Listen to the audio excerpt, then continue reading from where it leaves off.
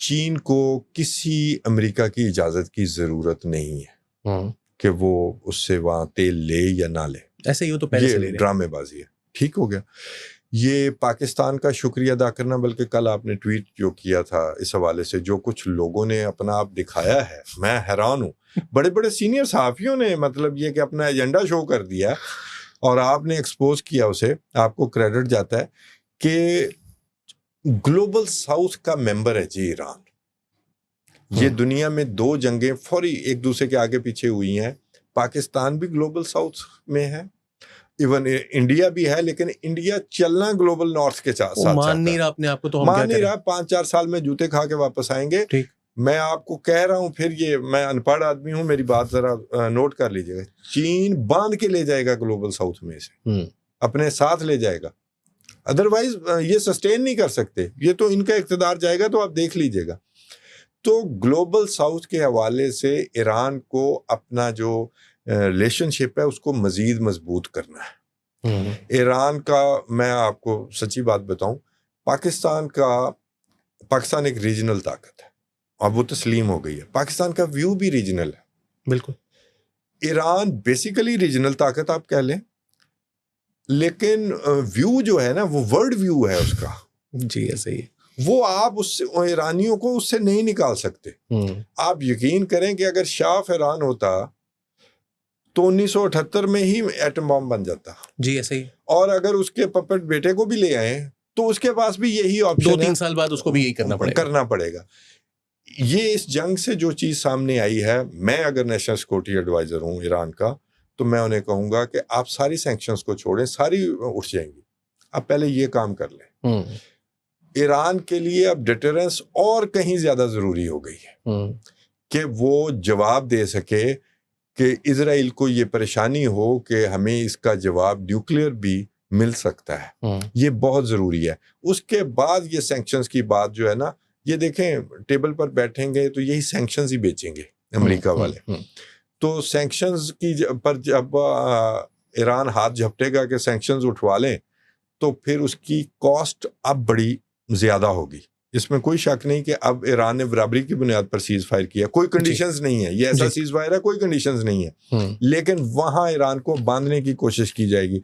और जब अगर ईरान बांधा गया, पहला तो ईरान काम ये करे ना, वो फतवा वापस ले एटॉमिक वेपन वाला। उसमें एक छोटा सा सवाल है, ईरान फतवा वापस लेगा तो ये ऑब्वियस सी बात है कि ये सारी दुनिया के मुंह चढ़ाने वाली बात है अमेरिका का। और ट्रम्प ये कह चुका है कि ये दोबारा जरा बनाने की कोशिश करें, फिर हम इसी तरह करेंगे। Do you think there is an incentive, there is a pull in the offer कि ये सैंक्शंस हटवाओ, तेल बेचो, इकोनॉमी इंप्रूव करो, हमारे साथ आगे खड़े हो, क्या जरूरत है तुम्हें इधर मुसीबत में पड़ने की? वो तो यही बिल्कुल यही कह रहे हैं, कभी हमारे साथ आगे खड़े हो। ईरान वहां नहीं खड़ा होगा। ठीक। क्यों? जो ईरान का रिजीम है वो बेस करता है एंटी इंपीरियलिस्ट अप्रोच पे। ईरानी एंटी इंपीरियलिज्म जो है ना वो उनमें बहुत ज्यादा है। 2003 में भी जब IAEA के लोग पहली दफा गए थे इनकी फैसिलिटीज के अंदर, तो इनको ये भी नहीं पता था कि यूरेनियम से इतने करीब नहीं खड़े होना, फड़लन दी होती है। इनको ये भी नहीं पता था कि कितनी देर तक यूरेनियम तक आपने एक्सपोज करना है अपने आप को, और फिर आपने अपने बंदे को पीछे, और उस दौरान उसकी रिक्यूपरेशन के ऊपर क्या करना है। So they are not very good at it, इसमें तो कोई शक नहीं है। और जो अब कुछ अगर लोगों को सीख भी गए थे तो वो बहुत से मर गए।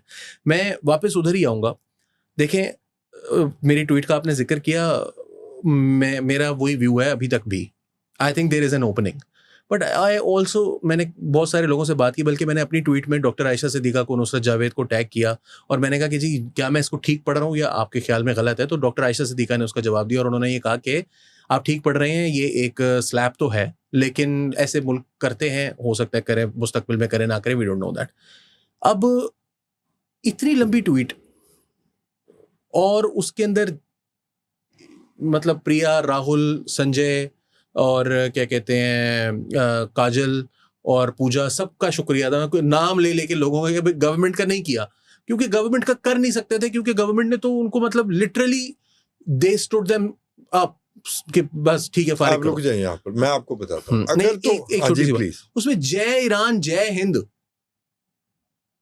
ये डोंट यू थिंक ये तो थोड़ा ओवरबोर्ड चला गया? यार ये मुझे लगेगा, आप दोस्तों को जो सुनने वाले उन्हें लगेगा कि शायद मैं कुछ ज्यादा प्रो ईरान हूँ। मैं इंतहाई मतलब नहीं, कि बिल्कुल जज्बात के अलावा मैं बात करें। कर रहा हूँ।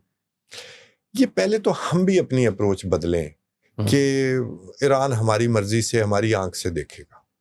ठीक है, हम कौन होते हैं कि भी हम ईरान को डिक्टेट करें कि वो इंडिया को किस तरह एड्रेस करेगा?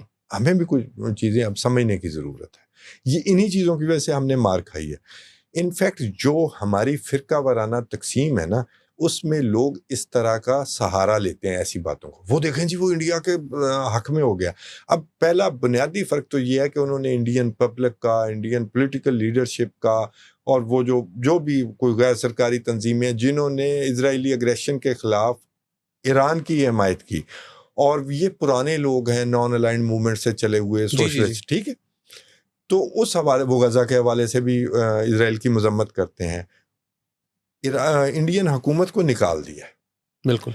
अच्छा, इंडिया का जो बॉलीवुड है वो उसका एक खास तरह का एक जादू तो है ना, तो इस हवाले से उन्होंने एड्रेस कर दिया। मैं कोई ईरान की वकालत नहीं कर रहा, मेरा मसला ये है कि हमें क्या मसला है। पाकिस्तानी गवर्नमेंट का शुक्रिया अदा किया, पाकिस्तानी अवाम का शुक्रिया अदा किया, और क्या चाहिए। और अगर गुआम एयर बेस से ही B-2 तैयारे उड़े हैं तो आप नक्शा देख लें। या तो मुझे गलत फहमी हुई थी कि यार कहीं शायद हमने तो नहीं एयर स्पेस दी, नहीं थी। तो मुझे एक सियाने बंदे ने वो नक्शा, मेरी ज्योग्राफी काफ़ी कमज़ोर है, सामने रख के बताया। उन्होंने कहा मान लेते हैं कि हमने दी हो, ये पहले चीन आता है, चीन तो नहीं दे सकता, आप मानते हैं चीन ने दी होगी एयर स्पेस? मैंने कहा नहीं। तो उन्होंने कहा फिर इंडिया ही दे सकता है अगर गुआम एयर बेस से उड़े। ठीक है, तो इंडिया ने तो एयर स्पेस दी है, इंडिया ने तो मजम्मत भी नहीं की, ईरान के खिलाफ एग्रेशन हुई थी।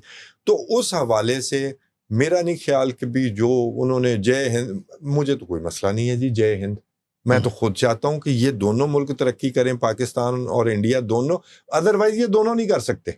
अगर ये हम एक दूसरे के जय का नारा न लगाएं, तो हम क्यों डिक्टेट करना चाहते हैं? उसकी वजह हमारे अंदर कुछ नफरतें हैं, हमारे अंदर कुछ नैरेटिव्स फैलाए गए हैं कि ईरान जो है वो असल में हमारा दुश्मन है। ये एक खास तबके में मौजूद है। आपने भी ट्विटर पे देखा होगा, बहुत सारी एक कैंपेन चलती है। मेरा दिल कर रहा है नाम लूं, लेकिन उसमें दोस्तों के भी नाम आ जाएंगे। छोड़े, वो सारे ही दोस्त हैं। तो क्या और फिर उसी जो वो मैसेज है इंडियन अवाम के लिए या पाकिस्तानियों के लिए, सीनियर सहाफ़ियों ने जो वीलॉग ही कर दिए हैं, उससे आपको एजेंडा नहीं समझ आता। यानी वो इनफैक्ट इजराइल की शिकस्त पर जो शिकस्त खुर्दगी थी, वो गुस्सा निकालने की कोशिश है। हम दुखी थे, हमसे ज्यादा दो लोग और दुखी थे। और मुझे ईरान से भी कोई हमदर्दी नहीं है, मुझे इंडिया से भी कोई हमदर्दी नहीं। मेरा जाती तौर पर ख्याल है, गलत होऊंगा मैं, मेरा ये ख्याल है कि हम इस पैकेज का हिस्सा हैं। ठीक, कि ईरान की तबाही और फिर पाकिस्तान की तबाही। अगर आप मुझे इजाजत दें तो मैं बता सकता हूँ जो मैं कहता हूँ ना, बगैर तैयारी के आए। अब पाकिस्तान के हवाले से नेतन्याहू का, उमर चीमा ने भी ये बताया, अपनी मुलाकात का भी बताया कि भी उसने कहा जी हमें पाकिस्तान से भी खतरा है। ठीक है, पाकिस्तान से तो डेफिनेटली खतरा है, आपके पास एटॉमिक पावर है। उन्होंने तो अभी लेनी है, कागज पे लिखना सीखा है, आप सीधी बात समझे। बिल्कुल सही। अच्छा, अब वो आए थे बेसिकली रिजीम चेंज करने, और कच्चे हाथों के साथ, कच्चे पैरों के साथ आए।